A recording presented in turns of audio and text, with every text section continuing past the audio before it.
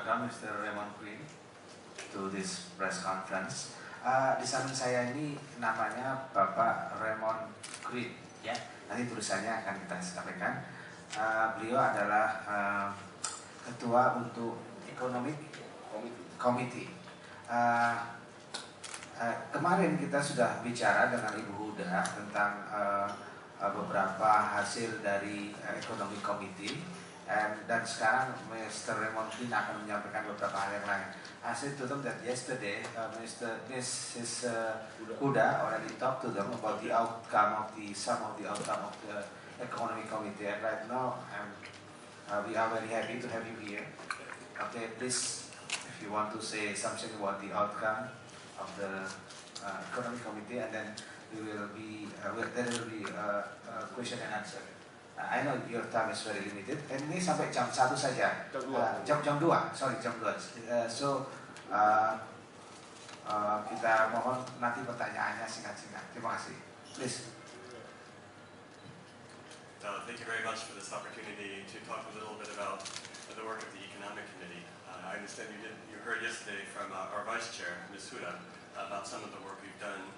We're just completing our second day of the Economic Committee plenary session. Before that, we had 2 days of policy dialogues and workshops. But as you probably know, the APEC Economic Committee is primarily responsible for beyond the border or internal regulatory and structural reform.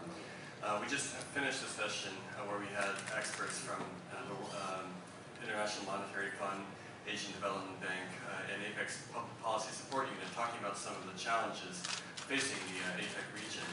And one of the key themes was that emerging economies in APEC are increasingly the drivers of growth.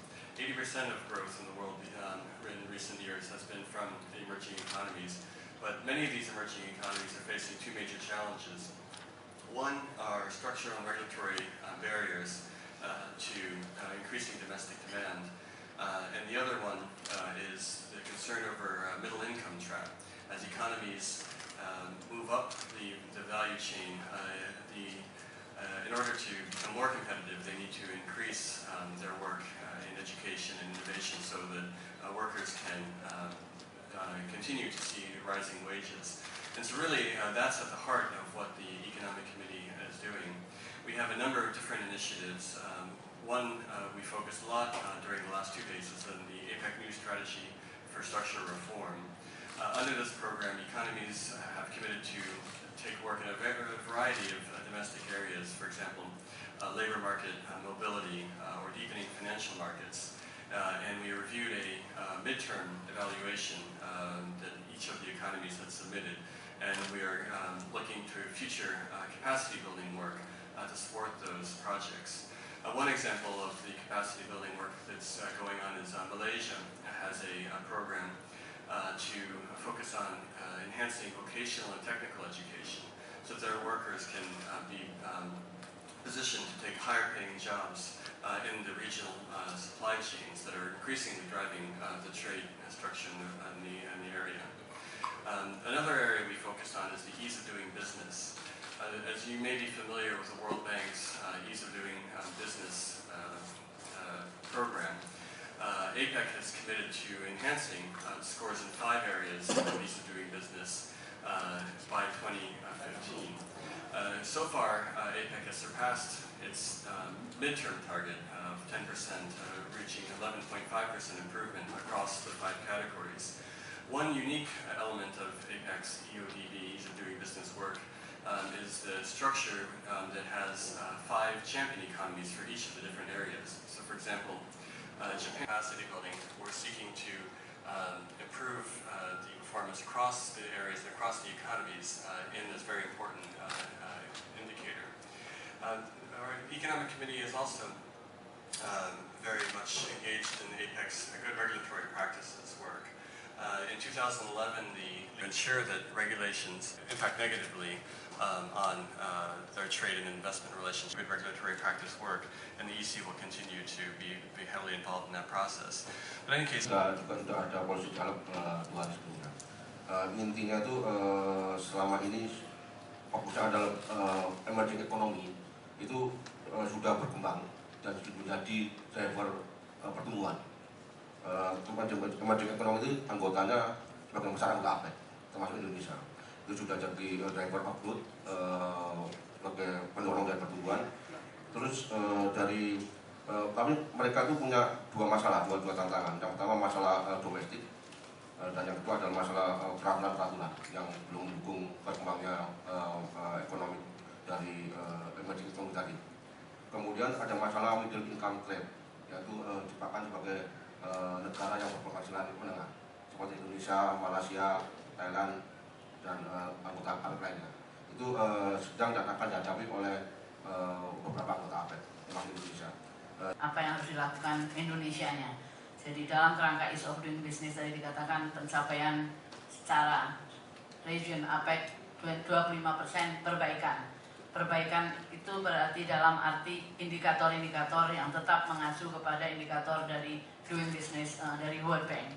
Tetapi di dalam report-report dan sebagainya diusahakan untuk tidak mempermalukan masing-masing negara, mana-mana yang masih weak atau lemah. We don't count the economies, but as in general 25% itu tadi. Hanya saja tentunya Indonesia perlu melihat sendiri-sendiri karena kita sudah mendapatkan bantuan dalam bentuk 4 diagnostik tadi yang kemarin sudah saya sampaikan, dan yang lebih penting adalah bagaimana ditindaklanjuti tadi.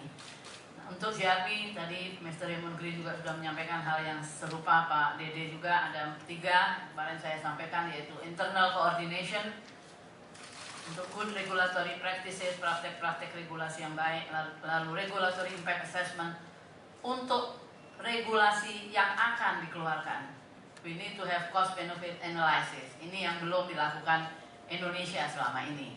Dan dalam waktu dekat juga United States akan mengangkat proposal under STORM untuk melanjutkan upaya-upaya the effort of GRP yang diantaranya salah satunya adalah review atau manajemen review terhadap regulasi-regulasi yang ada yang tentunya we need to support that, ya, especially for the review of the existing regulation mechanism, public consultation.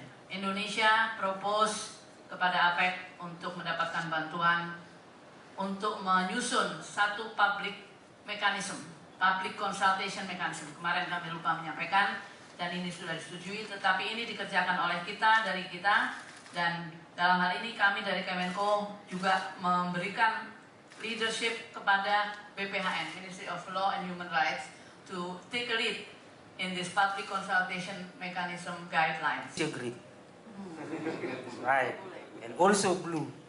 I have some question here for you, and after this I will give you this paper. Oh. Okay. You say that the Indonesia must be improve educational, health, and infrastructure.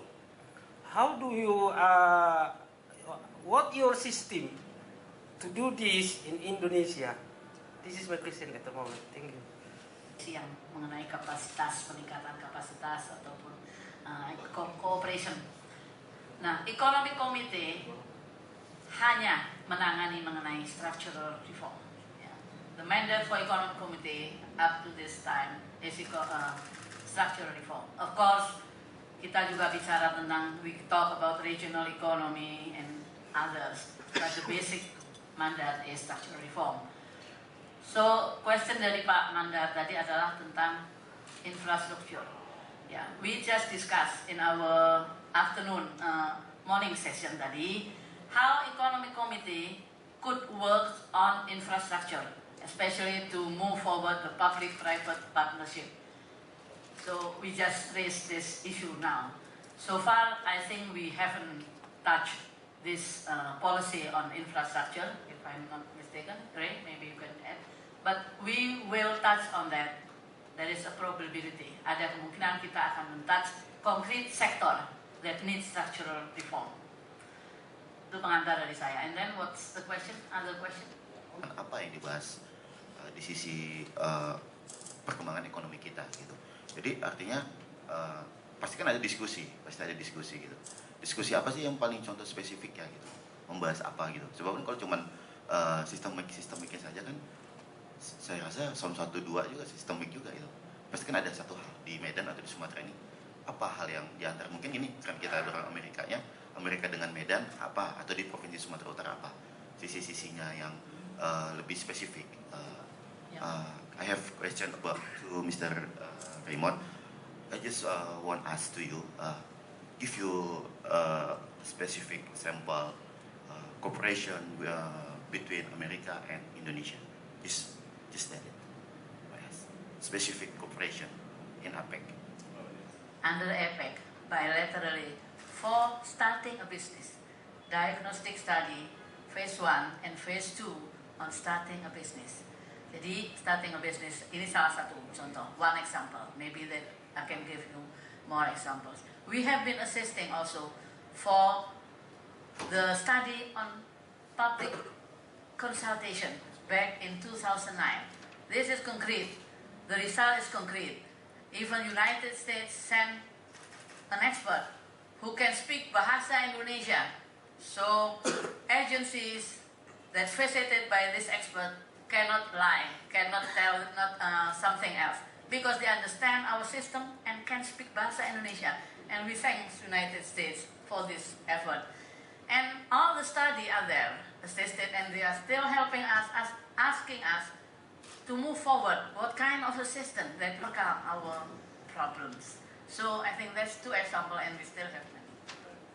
Yeah. Untuk yang tadi konkret for the notes. Terima kasih. Tadi kebetulan ada dari Pak Palindungan Purba. Itu beliau mendampingi Lead Shepherd, ketua dari HRDWG, Human Resource Development Working Group. Mereka berdua, Pak Palindungan Purba dan yang Lead Shepherd dari HRDWG itu menyampaikan mengenai North Sumatra Education Program. Itu akan mengangkat nama Sumatera Utara karena dalam program itu akan mencakup bagaimana pendidikan di Indonesia, termasuk juga di Sumatera Utara itu akan ditingkatkan dengan kerjasama antara siswa, dosen, dan juga tenaga-tenaga terlatih lainnya. Saya menyampaikan akan mengajukan konsep, akan mengajukan proposal kepada APEC. Proposal itu apa bentuknya, bagaimana nanti pelaksanaannya, dan bagaimana tindak lanjutnya. Setelah kita terima konsep dari pihak Korea Utara, Korea Selatan. Saya kira itu dulu. Yang itu konkret, yang langsung nama baik Sumatera Utara. For governance, corporate governance, competition policy, and ease of doing business, ya, atau strengthening economic and legal infrastructure masih bisa. Jadi kita bergerak move in that framework. We cannot touch others because it is a part of other committee. Ya, innovation they have the committee, Sapphora, CTI. Untuk trade and investment, saya melihat mungkin yang ditanyakan oleh Mas ini lebih kepada trade and investment. Kita banyak permasalahan trade and investment. Itu betul-betul di dalam komite CTI. Ya, so structural reform ini lebih kepada behind the borders. Behind the borders. APEC adalah untuk liberalisasi dalam arti positif, ya, kita katakan investment and positive. Internal challenges, not only to trade and investment, which APEC is traditionally focused on, but also for growth. And as I said at the beginning, increasingly global growth depends on growth in the emerging markets like Indonesia. And so for the United States and further developed economies, ensuring that Indonesia and other developing economies continue to drive global growth is important for their own interests as well. And so I think there's strong consensus within APEC to take this structural reform initiative forward, and especially as we move towards our goals in 2020 and fulfilling some of the commitments from our leaders in previous years, that I think increasingly these behind-the-border issues are going to be the key to APEC's success. Thank you so much. Thank you. Thank you so much. Your business